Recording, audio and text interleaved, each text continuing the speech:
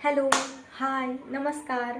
तर आज आहे होळी आणि आज मी माझ्या आयुष्यातली दुसरी पुरणपोळी बनवणार आहे.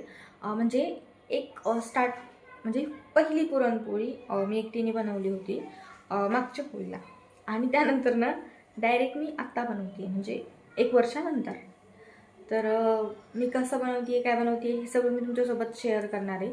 आता कशी बनेल ते तुम्हाला पण नाही माहिती, कारण एवढ्या दिवसानंतर बनवते आणि तेवढी मला प्रॅक्टिस पण नाही आहे. त्यामुळं आता तुम्हीच बघा मी कशी बनवते. तर मी इथे थोडीशीच डाळ घेतली आहे, कारण मला जास्त काही पुरणपोळी बनवायची नाही आहे. त्यामुळे थोडीच एक वाटीभर घेतली आहे मी. आता मी एवढ्याचीच पुरणपोळी बनवणार. आता मी डाळ लावली आहे कुकरमध्ये. जोपर्यंत डाळ होती आहे तोपर्यंत मी आमटीची तयारी करते, म्हणजे सार.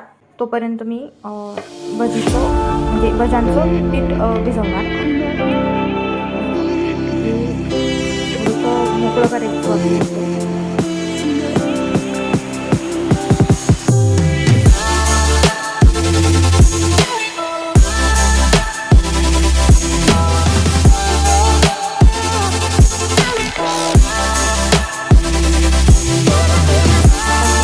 सगळं छान म्हणजे मोकळा झाला आहे ना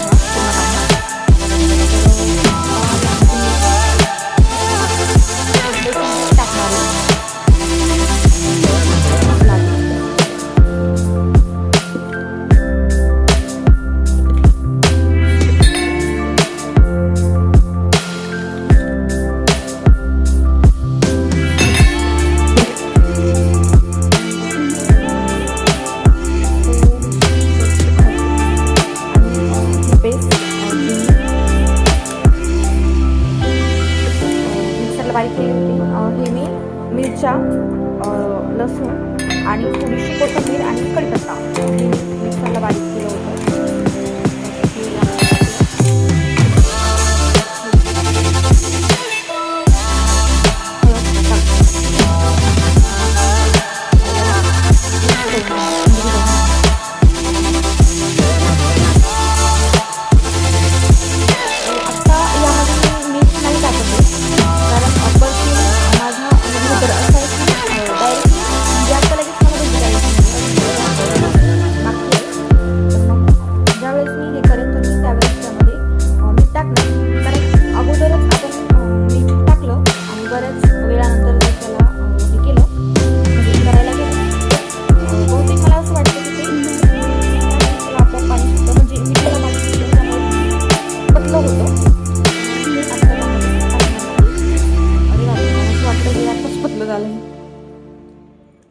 ठीक आहे, थोडंसं टाकते मी यामध्ये.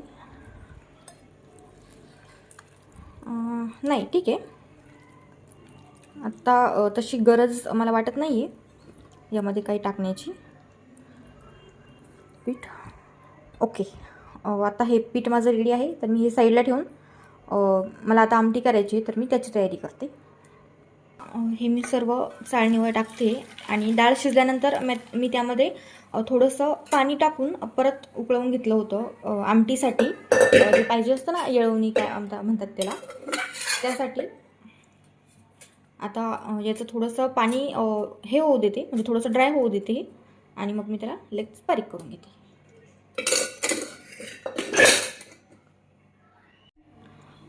तुम्ही बघू शकता मी सगळं जे पुरण आहे ते चाळणीमधून छान बारीक केलं आहे आणि आता याला मी हे करणार, म्हणजे काय ते कढवून घेणार. ती गरम करायला ठेवली आहे आणि मध्ये मी थोडंसं तूप टाकणार आहे, म्हणजे टेस्ट पण छान येईल आणि जे पुरण आहे ते खाली कढईला चिटकणार पण नाही. तर आता हे सगळं पुरण मी यामध्ये टाकणार आहे.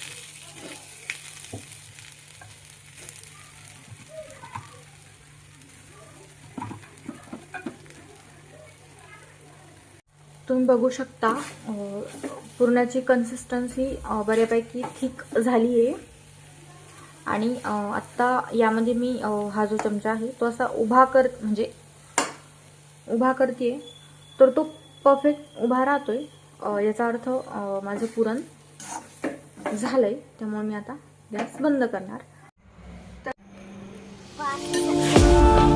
तर आता मी पूजा करून आली आहे आणि आता मी एक साईडला तवा ठेवला आहे पोळ्यांसाठी आणि दुसऱ्या साईडला कढई ठेवली आहे. आणि पोळीसाठी मी हा एक पिठाचा छोटासा गोळा घेतला आहे आणि यामध्ये मी आता पुरण टाकणार.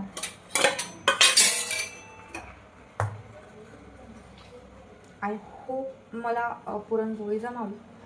तसं तर आतापर्यंत मी पुरणपोळी बनवली आहे, पण असं एकटीने नाही. म्हणजे समजा माझ्या लग्नाला आता 2 वर्ष झाली. 2 वर्षात मी दुसऱ्यांदा पोळी बनवते आहे. आणि ज्यावेळेस मी बनवायची त्यावेळेस मग म्हणजे मम्मी असं कुणीतरी सोबत असायचं, त्यामुळं ते तेवढं अवघड किंवा जड नव्हतं वाटत. आणि आता मला एकटीला बनवावं लागते, तर आता मला समजते की किती मेहनत लागते. पण ठीक आहे, मी शिकते. तसं तर मला सगळंच येतं, म्हणजे बऱ्यापैकी मला जमतंच. फक्त जी पुरणपोळी आहे ती त्यातच थोडीशी प्रॅक्टिस नाही आहे, कारण आम्ही दोघंही खात नाही. आणि मग करायचं तुरी कुणासाठी खातच नाही, तर त्यामुळं मग त्यात जास्त प्रॅक्टिस नाही आहे मला. बाकी जे आपलं डेलीचा स्वयंपाक आहे तो तर मला प्रॉपर जमतो. आणि अजून एक, आता जे म्हणतात की ज्या सुना असतात काही, म्हणजे जसं की लव्ह मॅरेजच्या सुना, त्यांना पुरणपोळी म्हणजेच पुरणपोळीच नाही, पुरणाचा स्वयंपाक किंवा मग अदर बाकी स्वयंपाक बनवता येत नाही. तर कमीत कमी मी त्यांना चुकीचं ठरवू शकेल एवढं तर मला जमतंच. आता मी तुमच्यासोबत बोलता बोलता पुरणपोळी दाखवायचं विसरले. हे बघा, बघू शकता दुसरी पोळी पण छान फुगली आहे. तुम्ही बघू शकता माझी भजी पण छान झाली आहे, यात काही इश्यू नाही.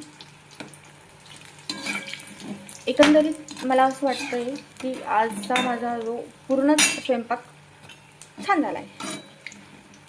आता बराच वेळ झाला आहे, मला जेवण पण करायचं आहे अजून, आज उशीर झाला.